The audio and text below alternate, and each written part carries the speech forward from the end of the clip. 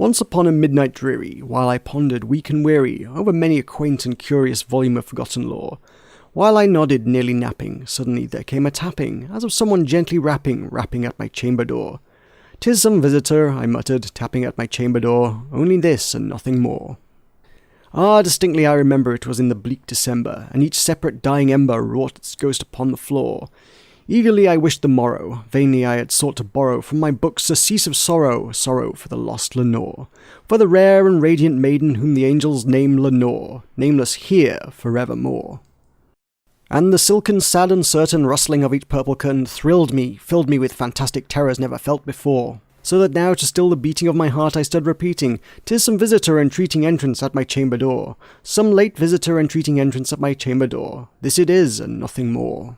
Presently my soul grew stronger, hesitating then no longer. "Sir," said I, "or madam, truly your forgiveness I implore, but the fact is I was napping, and so gently you came rapping, and so faintly you came tapping at my chamber door, that I scarce was sure I heard you. Here I open wide the door. Darkness there, and nothing more." Deep into that darkness peering, long I stood there wondering, fearing, doubting, dreaming dreams no mortal ever dared to dream before. But the silence was unbroken, and the stillness gave no token, and the only word there spoken was the whispered word, "Lenore?" This I whispered, and an echo murmured back the word, "Lenore!" Merely this, and nothing more.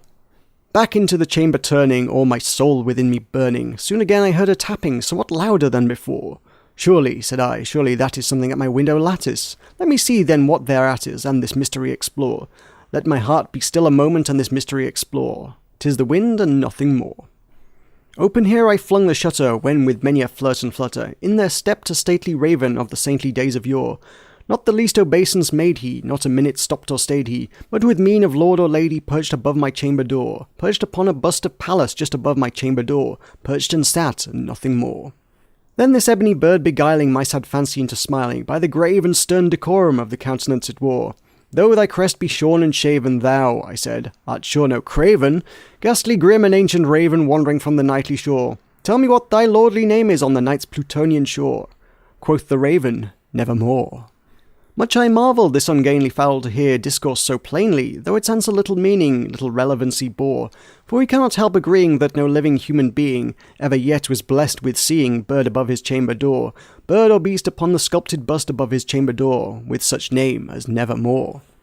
But the raven sitting lonely on the placid bust spoke only that one word, as if his soul in that one word he did outpour. Nothing farther than he uttered, not a feather then he fluttered, till I scarcely more than muttered, "Other friends have flown before. On the morrow he will leave me, as my hopes have flown before." Then the bird said, "Nevermore." Startled at the stillness broken by reply so aptly spoken, "Doubtless," said I, "what it utters is its only stock and store, caught from some unhappy master, whom unmerciful disaster followed fast and followed faster, till his songs one burden bore, till the dirges of his hope that melancholy burden bore, of nevermore." But the raven still beguiling all my fancy into smiling, straight I wheeled a cushioned seat in front of bird and bust and door. Then upon the velvet sinking, I betook myself to linking fancy unto fancy, thinking what this ominous bird of yore, what this grim, ungainly, ghastly, gaunt, and ominous bird of yore, meant in croaking nevermore. This I sat engaged in guessing, but no syllable expressing, to the fowl whose fiery eyes now burned into my bosom's core. This and more I sat divining, with my head at ease reclining, on the cushion's velvet lining that the lamplight gloated o'er, but whose velvet violet lining with the lamplight gloating o'er she shall press, nevermore. Then methought the air grew denser, perfumed from an unseen censer, swung by seraphim whose footfalls tinkled on the tufted floor.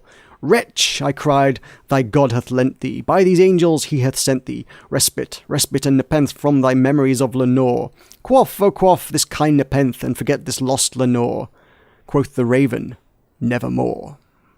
"Prophet," said I, "thing of evil, prophet still if bird or devil, whether tempter sent or whether tempest tossed thee here ashore, desolate yet all undaunted, on this desert land enchanted, on this home by horror haunted, tell me truly, I implore, is there balm in Gilead? Tell me, I implore."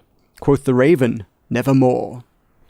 "Prophet," said I, "thing of evil, prophet still if bird or devil, by that heaven that bends above us, by that God we both adore, tell this soul with sorrow laden, if within the distant Aidenn it shall clasp a sainted maiden whom the angels name Lenore, clasp a rare and radiant maiden whom the angels name Lenore." Quoth the raven, "Nevermore." Be that word our sign of parting, bird or fiend, I shrieked upstarting. Get thee back into the tempest and the night's Plutonian shore. Leave no black plume as a token of that lie thy soul hath spoken. Leave my loneliness unbroken. Quit the bust above my door. Take thy beak from out my heart, and take thy form from off my door. Quoth the raven, nevermore. And the raven, never flitting, still is sitting on the pallid bust of Pallas just above my chamber door, and his eyes have all the seeming of a demon's that is dreaming, and the lamplight o'er him streaming throws his shadow on the floor, and my soul from out that shadow that lies floating on the floor shall be lifted nevermore.